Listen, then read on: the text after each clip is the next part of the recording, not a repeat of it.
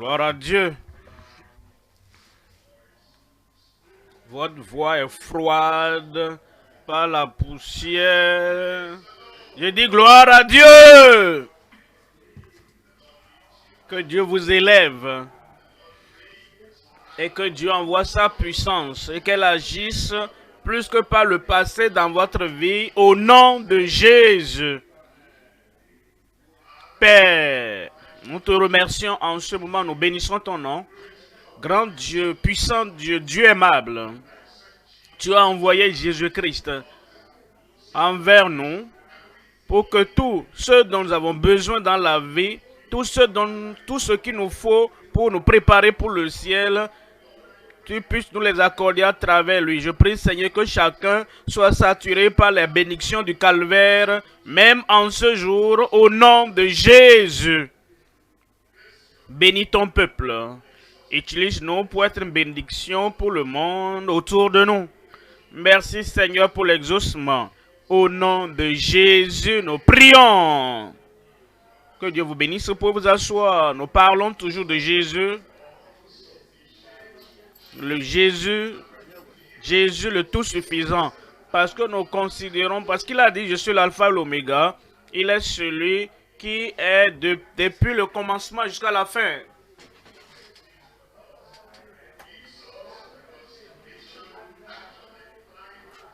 Celui qui est donc dès le commencement jusqu'à la fin de ce que nous pouvons être en Christ. C'est pourquoi nous le considérons d'alpha, oméga, de A à Z. Nous venons à lui comme celui qui élève, comme le victorieux, comme celui qui accomplit, le faiseur de miracles.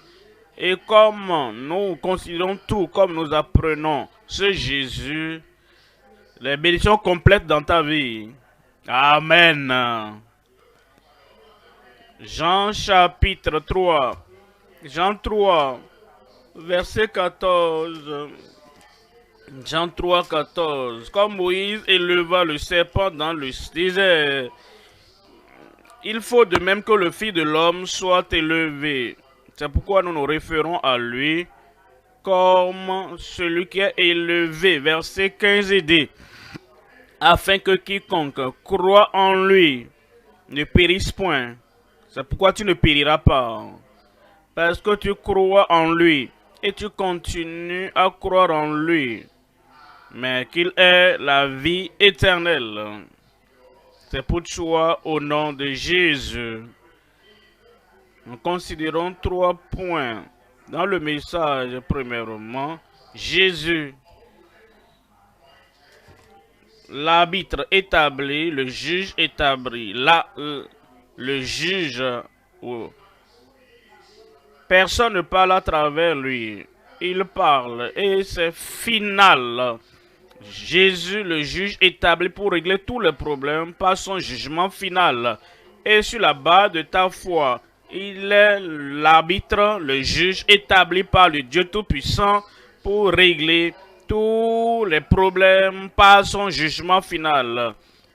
Deuxième point, nous verrons Jésus, le cep par lequel les saints portent le fruit de l'esprit. Jésus, le cep par lequel les saints portent le fruit de l'esprit. Et tout simplement en lui, attaché à lui, dépendant, comptant sur lui, c'est à travers lui que nous portons des fruits. Nous portons plus de fruits, nous portons beaucoup de fruits. Jésus, le cep par lequel les saints portent le fruit de l'esprit. Troisième point, nous verrons Jésus, le merveilleux, le nom merveilleux. C'est pas Jésus le merveilleux, la merveille de toutes les merveilles, mais la merveille parmi tous les hommes, même au-delà des anges. Jésus le merveilleux.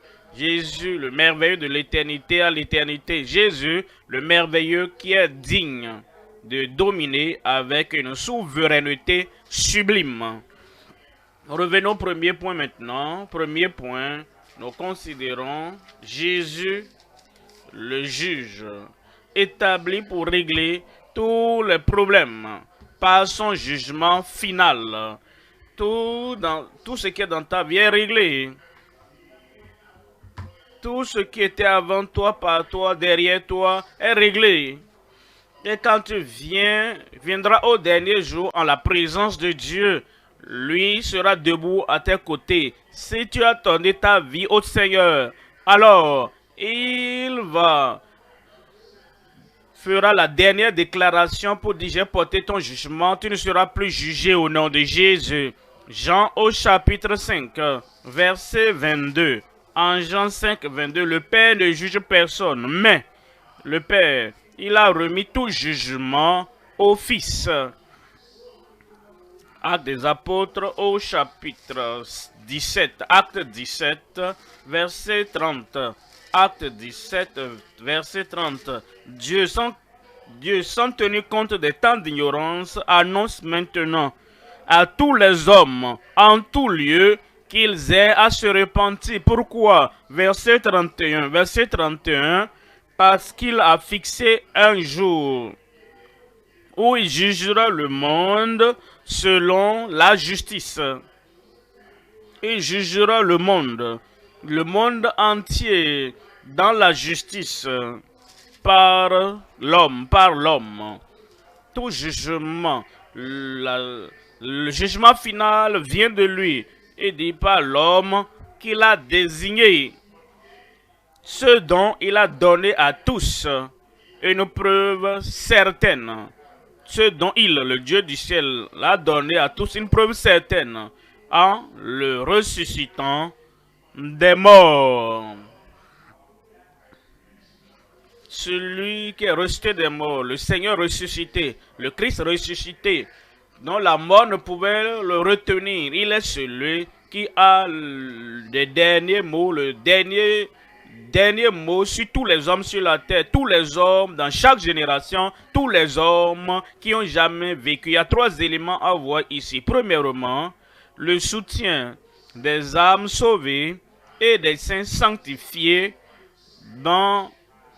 selon le standard biblique. Ce Christ, il est le soutien, celui qui soutient les âmes sauvées, celui qui soutient les saints sanctifiés, le soutien qui nous soutient selon le standard biblique. Deuxièmement, celui qui élève des saints soumis pour garantir les sièges célestes. Troisièmement, celui qui unit toutes ses brebis sous sa bergerie à travers la sanctification. Le premier élément maintenant, le soutien des âmes sauvées. Quand tu es sauvé, quand tu donnes la vie au Seigneur et tu retournes dans le monde pour démontrer l'évidence de ce salut, il est celui qui te soutient et il va te soutenir. Quand tu dis que tu es sanctifié, tu es sanctifié et les gens te poussent par-ci, te poussent par là-bas, après tout, il est sanctifié, non? Et ils veulent tester la sanctification, pensant que tu ne vas pas tenir. C'est lui qui va te soutenir dans cette sanctification, comme le dit le standard des Écritures. Il va te soutenir. Il va me soutenir. Voyons la parole de Dieu en Ésaïe, au chapitre 41. Ésaïe 41, je vous lis le verset 10. Ne crains rien. Amen. Ne crains rien. Est-ce que je peux tenir? Ne crains rien. Est-ce que je peux mener une vie non compromettante? Ne crains rien.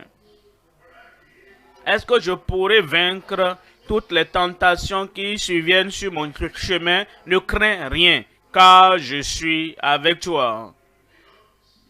Ne promène pas des regards inquiets, car je suis ton Dieu. Je te fortifie. Un bon amen là-bas. Je viens à ton secours, un autre amen. Je te soutiens. Vous voyez, aidez, quel que soit ce qui vient, quels que soient les vents qui soufflent contre toi, le Dieu Tout-Puissant dit: je viens à ton secours, je te soutiens de ma droite triomphante. Il est le soutien. Verset 11. Verset 11, il dit, voici, ils seront confondus, ils seront couverts, ceux qui sont en colère, ceux qui veulent te déchirer en morceaux, tous ceux-là qui seront, ceux qui se lèvent contre toi, ils seront confondus, ils seront couverts de honte. Tous ceux qui sont irrités contre toi, ceux qui essaient, luttent contre toi, ils seront réduits à rien. Amen. Verset 12 nous dit, tu les chercheras et ne les trouveras plus. Ceux qui te suscitaient querelle, ils seront réduits à rien, réduits au néant. Ceux qui te faisaient la guerre. Verset 13 maintenant, verset 13. Il dit, car je suis l'Éternel, ton Dieu, qui fortifie ta droite. Celui qui soutient, moi l'Éternel, ton Dieu, je fortifie ta droite. Qui te dit, ne crains rien. Je viens à ton secours. Aujourd'hui, il va venir à ton secours. Demain, il sera là pour toi. Tout au long de ta vie, il viendra à ton secours au nom de Jésus. Psaume 102. Psaume 121. Psaume 121. Verset 7. L'Éternel te gardera de tout mal. Il gardera ton âme. Il gardera tes expériences que tu as avec lui. Pour que la conversion, le salut, ne disparaisse pas après la retraite. L'Éternel te gardera de tout mal. Il gardera ton âme. Verset 8. L'Éternel gardera ton départ et ton arrivée. Amen. Et ton arrivée. Amen. Dès maintenant et à jamais. Le deuxième élément dans le premier point, premièrement, il est le soutien. Deuxièmement, celui qui élève. Celui qui élève les saints soumis pour garantir des sièges, des places célestes. C'est lui qui nous soutient. Maintenant, il nous élève. Et il nous élève pas seulement à un lieu élevé, une place élevée ici sur la terre. Non, il nous élève en plus haut. Dans les lieux célestes. Éphésiens 2, verset 6. Éphésiens 2, 6. J'aime personnaliser cela. Éphésiens 2, 6. Il m'a ressuscité. Il m'a ressuscité. Quand tu penses que tu es complètement en bas, oh, je suis foutu, oh, pauvre de moi, ah, c'est vraiment, je suis le plus bas de toute la terre. Mais quand tu comprends ce que Christ a fait, tu ne dis plus, oh, pauvre de moi, tu dis Amen, je suis élevé. Je pensais que tu vas être enthousiaste comme moi, hein? Et il nous a ressuscités ensemble, et nous a fait asseoir ensemble dans les lieux célestes en Jésus-Christ. Il nous fait asseoir dans les lieux célestes.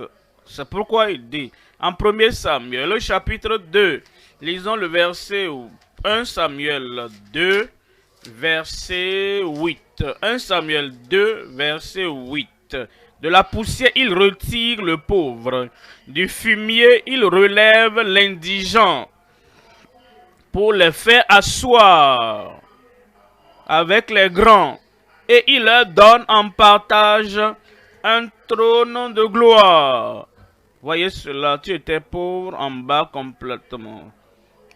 Maintenant, parce que Christ vient dans ta vie, parce qu'il vient, tu viens à Christ, il te relève pour que tu puisses maintenant hériter le trône de gloire. Car à l'Éternel sont les colonnes de la terre et c'est sur elles qu'il a posé le monde. Tu es élevé. Éphésiens 1, verset 3. Éphésiens 1, 3. Béni soit Dieu, le Père de notre Seigneur Jésus-Christ, qui nous a bénis de toutes sortes de bénédictions spirituelles dans les lieux célestes en Christ. Éphésiens 1, verset 3. Béni soit Dieu, le Père de notre Seigneur Jésus-Christ, qui nous a bénis. Qui a béni qui? Qui m'a béni? Qui nous a bénis de toutes sortes de bénédictions spirituelles dans les lieux célestes en Christ. Troisième élément maintenant, dans le premier point, celui qui unit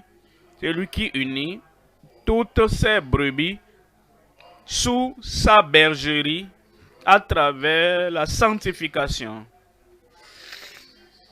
Quand le Seigneur nous sauve, il ne nous laisse pas comme des croyants isolés en train de suspendus en l'air quelque part. Il nous amène dans la bergerie, dans le troupeau, et il nous unit. Il nous unit non seulement en doctrine, oui, il nous unit dans les Écritures, mais tu peux être uni sans les doctrines des Écritures. Il nous unit dans les dons de l'Esprit. Il agit en nous. Ce qu'il fait en moi, il le fait en toi. Et nous sommes unis dans les comportements, dans le caractère, dans les actes, dans les œuvres. Il nous unit dans le dynamisme que nous avons, voulant exécuter la grande commission. L'unité, ce n'est pas quelque chose qui est sur papier. L'unité, c'est quelque chose qu'il produit dans nos vies. Toutes ces idées de désaccord que quelqu'un a, il enlève ça de nous. Il nous dit en Jean chapitre 10, 16. Jean 10, 16. J'ai encore d'autres brebis qui ne sont pas de cette bergerie. J'ai d'autres brebis qui ne sont pas de cette bergerie, de cette dénomination. Les gens qui pensent que c'est leur dénomination, ils sont les seuls qui vont au ciel, que le ciel sera si petit si c'est seulement une seule dénomination qui veut aller là-bas. Mais Jean dit, j'ai vu une grande multitude que personne ne peut compter. Et ils chantaient les louanges de Dieu et ils disaient, le salut à notre Dieu. Et l'un des 4 dirigeants des anges, des créatures vivantes, a demandé qui sont ceux-ci. Ce sont ceux-là qui sont sortis des épreuves, des tentations, de la tribulation du monde. Et ils ont lavé leurs robes plus blanches dans le sang de l'agneau. Ce n'est pas une seule dénomination. J'ai d'autres brebis qui ne sont pas de cette bergerie. Celles-là, il faut que je les amène. Elles entendront ma voix. Et il y aura un seul troupeau, l'unité. Il y aura un seul troupeau et un seul berger. Voyons le verset 17. Voyons, Jean 17 maintenant. Jean 17, 17. Jean 17, 17. Et dit, sanctifie-les par ta vérité. Ta parole est la vérité. Voyons le verset 21. Dans le verset 21, afin que tous soient un. Saints sanctifiés. Ils peuvent appartenir à des dénominations différentes, mais ils sont sauvés. Ils ne vivent plus dans le péché. Et la nature adamique a été déracinée de leur vie. Et ils mènent une vie sainte. Et l'unité ne les amène pas à compromettre quoi que ce soit. Parce que celui à qui ils sont unis, qui nous a sauvés, c'est lui aussi qui nous a sanctifiés. Il dit, afin que tout soit un, comme toi, Père, tu es en moi, et comme je suis en toi, afin que je aussi sois un en nous. Pas un hors de nous, un en nous. Si quelqu'un doit être uni par la compromission, il est hors de Christ. Mais lorsque tu es en Christ, une nouvelle créature, elle est en Christ, une nouvelle créature. Je ne vais pas te demander de faire quoi que ce soit, quelque chose d'insensé, d'impie, parce qu'il est en Christ. Et toi, tu es en Christ, aidé, afin qu'il soit un en nous, afin que, pour que le monde croie que tu m'as envoyé. Il nous donnera cette unité au nom de Jésus. Voyons ici maintenant le deuxième point. Deuxième point, Jésus, le cep par lequel les saints portent le fruit de l'esprit. En Jean, chapitre 15, verset 1.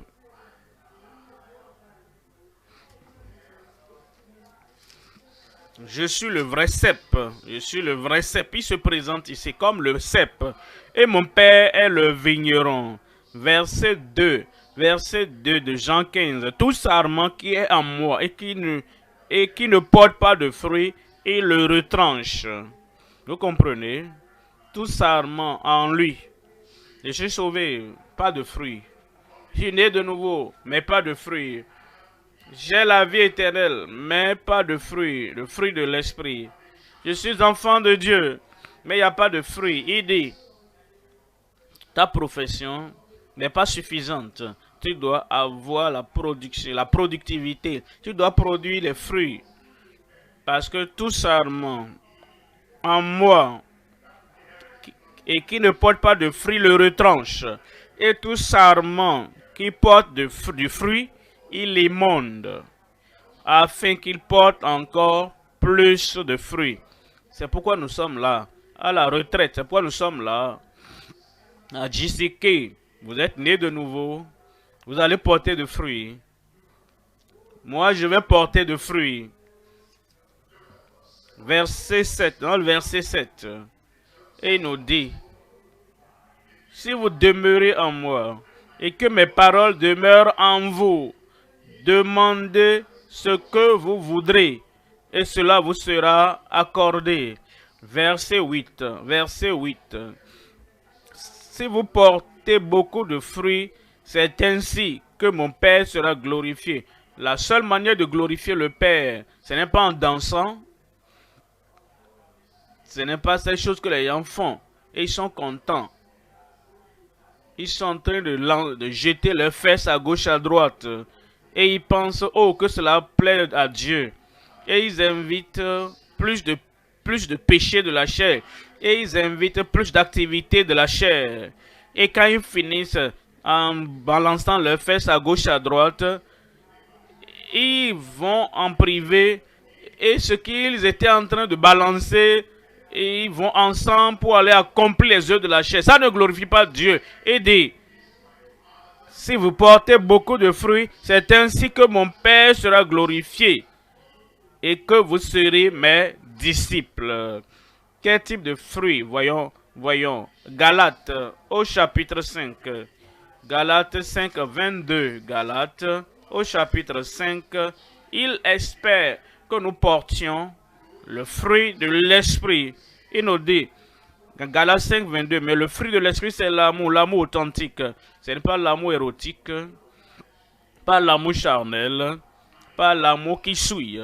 Ça, c'est la convoitise. Le fruit de l'esprit, c'est l'amour, la joie, la paix, la patience, la bonté, la bénignité, la fidélité, la douceur, la tempérance, la maîtrise de soi. La loi n'est pas contre ces choses. Verset 24. Ceux qui sont à Jésus-Christ ont crucifié la chair avec ses passions et ses désirs. Voyons trois éléments dans le deuxième point. Premièrement, le Fils de Dieu né de la Vierge, faisant des fils des hommes, des fils de Dieu. Le Fils de Dieu né de la Vierge, faisant des fils des hommes, des fils de Dieu. Deuxième élément, les Christ qui ôtent le voile, nous aidant à comprendre les Écritures. Troisième élément, la voix de la résurrection qui au dernier jour ressuscitera les saints et les pécheurs. Le premier point dans le deuxième élément dans le deuxième point, le Fils de Dieu né de la Vierge, faisant des fils des hommes, des fils de Dieu. En Matthieu chapitre 1, 21, elle enfantera un fils et tu lui donneras le nom de Jésus, car c'est lui qui sauvera son peuple de ses péchés. Verset 22 de Matthieu 1, verset 22. Matthieu 1, 22. tout cela arriva afin que s'accomplisse ce que le Seigneur avait annoncé par le prophète. Verset 23, voici, la Vierge sera en... La Vierge, quelqu'un qui n'a jamais connu d'homme pour tomber enceinte, mais voici la Vierge sera enceinte. Elle enfantera un fils et on lui donnera le nom d'Emmanuel, ce qui signifie Dieu avec nous. Dis-le, Dieu avec nous. Répète-le à haute voix, Dieu avec nous.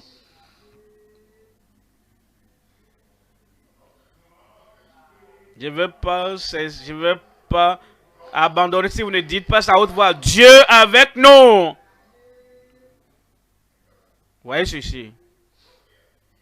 Quelqu'un était un criminel. Et voici un policier qui est avec lui. Il va s'examiner. Il ne fera plus les choses criminelles qu'il faisait. Voyez cet homme. Ah, c'est un policier. Et tu es debout là-bas. Et il cesse de faire un juge. Et avec toi, il n'a même pas besoin d'un témoin. Et il te regarde. Et tu commets ces actes criminels. Le juge est là. Quand on dit Dieu avec nous, ça veut dire que nous devenons conscients de sa présence. Parce qu'il est avec nous, nous ne faisons plus certaines choses. Ceux qui pêchent, volontairement, habituellement, ceux-là qui commettent le mal, ils ne croient pas en Emmanuel, Dieu avec nous. Ils pensent, bon, il n'est pas là, il ne saura pas, il ne verra pas. En réalité, ils sont des athées pratiques. Ceux-là qui ne croient pas en Dieu. Ils ne croient pas que Dieu est avec eux là-bas. Que Dieu les voit. Que Dieu écoute tout ce qu'ils disent. Mais quand tu crois que tu es né de nouveau par ce Fils de Dieu né de la Vierge. Et tu sais qu'il est Emmanuel. Tu dois examiner ta vie. Ça va changer ta conversation, les choses que tu fais en privé. Si tu crois que Dieu est là en privé, si tu crois que Dieu est là en public, ça va affecter tout ce que tu fais. Emmanuel est Dieu avec nous. Emmanuel, Dieu avec nous. Et cela donc affecte ta vie et t'amène à faire ce qui est agréable à Dieu. Dieu avec nous. Deuxième élément maintenant. Le Christ qui ôte le voile, nous aidant à comprendre les Écritures. Le Christ qui ôte le voile, nous aidant à comprendre les Écritures.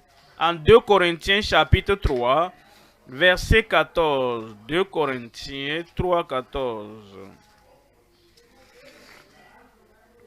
Mais ils sont devenus durs d'entendement. Jusqu'à ce jour, le même voile demeure quand ils font la lecture de l'Ancien Testament. Et ils ne se lèvent pas parce que c'est en Christ qu'il disparaît. C'est comme un enfant du primaire qui lit un papier, un document de recherche d'un professeur d'une matière difficile. Cet enfant du primaire, même s'il sait lire les lettres, parce que ces papiers, ces documents de recherche sont toujours écrits avec les alphabets de la langue. Mais cet enfant, il lit, voit les alphabets, mais il ne comprend rien. C'est la même chose. Il y a plusieurs personnes, ils lisent l'Ancien Testament, mais ils ne trouvent pas Jésus là-bas. Il ne peut pas voir la postérité de la femme. Il ne sait pas que c'est Jésus. Et quand je verrai le sang, je ne passerai pas dessus vous. Ils ne savent pas que c'est le sang de Jésus. Ils lisent. Je suis l'Éternel qui vous sanctifie. Mais ils ne voient pas Jésus là-bas. Ils voient le serpent élevé. Et quiconque regardera à ce serpent d'airain vivra. Il ne voit pas Jésus là-bas. Vous voyez. Un prophète, il vous donnera. Et et j'enverrai sa parole à travers lui. Et quiconque n'écoutera pas les paroles de ce prophète sera retranché du milieu du peuple. Ils lisent, mais ils ne comprennent pas que c'est Christ là-bas. Le voile est sur leurs yeux. Ce n'est pas qu'ils ne lisent pas la Bible. Peut-être toi aussi tu lis la Bible, mais tu ne comprends pas que c'est Christ. Et les Écritures révèlent Christ. Les Écritures nous amènent à savoir que quand ce Christ vient dans nos vies, il apporte un changement total. Le voile était là. Mais quand tu viens à Christ, il dit maintenant que ce voile disparaît en Christ. Tous les voiles qui te couvraient, tous les voiles qui t'empêchaient de comprendre les Écritures, le Seigneur va les ôter aujourd'hui. Troisième élément maintenant, la voix de la résurrection qui au dernier jour ressuscitera les saints et les pécheurs. La voix de la résurrection qui au dernier jour ressuscitera les saints et les pécheurs. Jean chapitre 5 verset 25. Jean 5 25.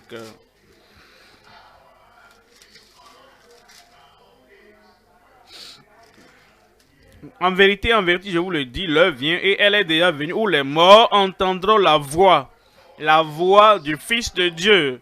Et ceux qui l'auront entendu vivront. Amen. Il dit Amen. Et il nous dit dans le verset 28, verset 28, ne vous étonnez pas de cela. Ne vous étonnez pas de cela, car l'heure vient où tous ceux qui sont dans les sépulcres, entendront sa voix. Verset 29, ceux qui auront fait le bien ressusciteront pour la vie, mais ceux qui auront fait le mal ressusciteront pour le jugement.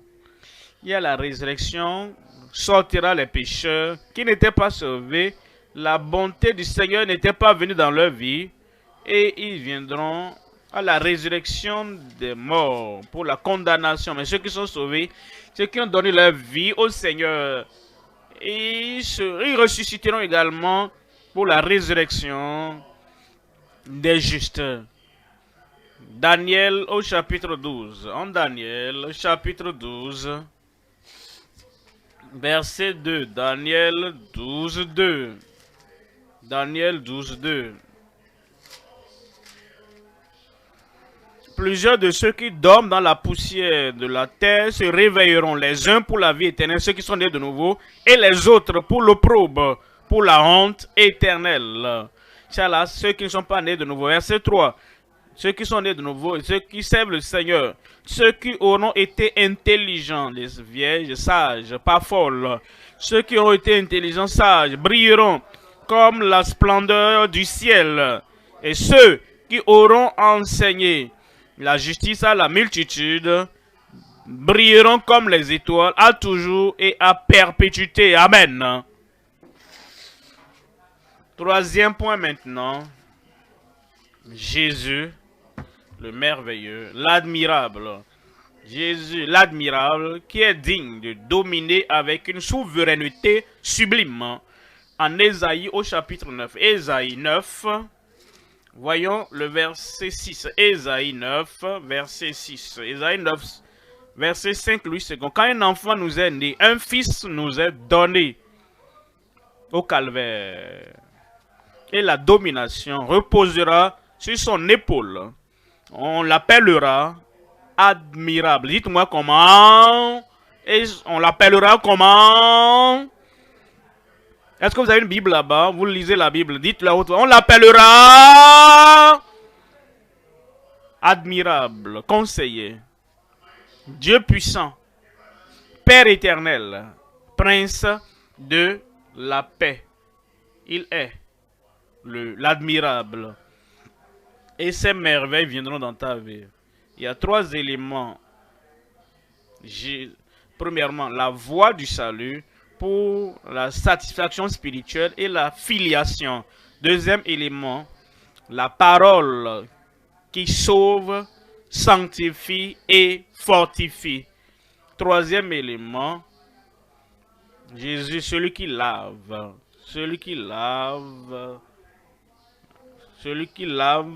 les âmes aussi blanches que la neige et les seins plus. Troisième élément, celui qui lave les âmes aussi blanches que la neige et les seins plus blancs que la neige. Premier élément, la voie du salut pour la satisfaction spirituelle et la filiation. Jean 14, verset 4. Jésus lui dit, je suis le chemin, la vérité et la vie. Nul ne vient nulle part, nul. Dans aucune génération, personne, même dans cette génération, nul ne vient au Père que par moi. Il est le chemin qui conduit au salut et le chemin à la filiation. Deuxième élément, il est la parole qui sauve, sanctifie et fortifie. En Jean au chapitre 1, verset 1, au commencement était la parole. La parole était avec Dieu et la parole était Dieu. C'est référent à Jésus-Christ, verset 2. Verset 2. Elle était au commencement avec Dieu. Verset 3.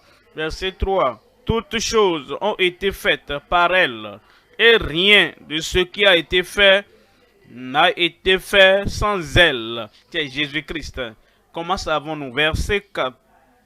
Verset 14. Et la parole a été faite chair, Christ, Jésus. Elle a habité parmi nous, pleine de grâce et de vérité. Et nous avons contemplé sa gloire, une gloire comme la gloire du Fils unique venu du Père. C'est par sa grâce que maintenant, qui est venu dans ton cœur, la filiation à tous ceux qui l'ont reçu. Il leur a donné le pouvoir de devenir enfants de Dieu.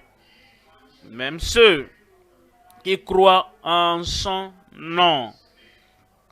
Troisième élément maintenant, celui qui lave les âmes aussi blanches que la neige et les seins plus blancs que la neige. Il nous dit en Ésaïe 1, 18, Ésaïe 1, 18, dit venez et plaidons, dit l'Éternel, si vos péchés sont comme le cramoisi, deviendront blancs comme la neige. Blancs comme la neige. Blancs comme la neige.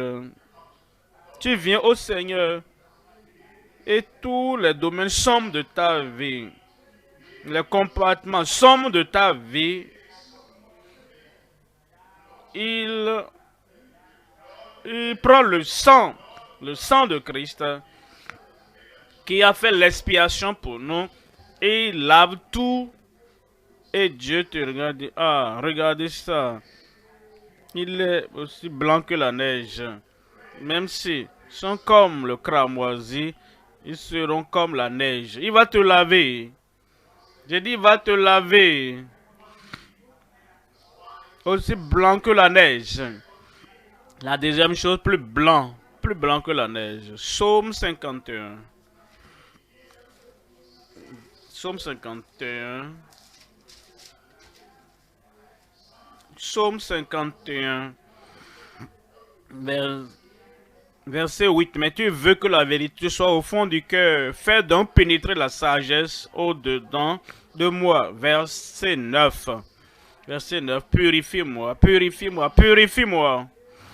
Avec l'hysope, et je serai pur. Lave-moi, lave-moi, lave-moi, et je serai plus blanc que la neige. Est-ce qu'il peut le faire aujourd'hui? J'ai dit, est-ce qu'il peut le faire aujourd'hui? Est-ce qu'il peut le faire pour toi? Est-ce qu'il peut te laver? Est-ce qu'il peut effacer tes péchés? Est-ce qu'il peut te rendre aussi blanc que la neige? Dites-moi non. Répondez. Est-ce qu'il peut te rendre plus blanc que la neige? Lève-toi maintenant et réclame ça. Dis au Seigneur, je veux être plus blanc que la neige. Je veux être pardonné. Je veux que tous mes péchés soient ôtés. Je veux que toutes les choses que j'ai faites, toutes les choses que je faisais, je veux que tout soit effacé, ôté. Et je veux être aussi blanc que la neige. Je veux être plus blanc que la neige. Parle au Seigneur maintenant. Expose-toi à lui. Ces zones sombres de ta vie. Et le Seigneur, aujourd'hui, te rendra plus blanc que la neige. Et si tu es déjà sauvé, le Seigneur te rendra plus blanc que la neige. Il exauce la prière. Même les prières silencieuses, il exauce les prières. Venant de ton cœur, il exauce les prières. Au nom de Jésus, nous prions. Il a exaucé ta prière. Il a exaucé ma prière. Seigneur, nous avons les regards portés sur toi. Tu as la puissance. Tu as le sang de Jésus qui lave, qui purifie, qui purge. Seigneur, nous prions. Fais-le pour chacun au nom de Jésus. Rends-nous purs de l'intérieur, blancs à l'intérieur, purs à l'intérieur, plus blancs que la neige à l'intérieur. Nous prions, Seigneur,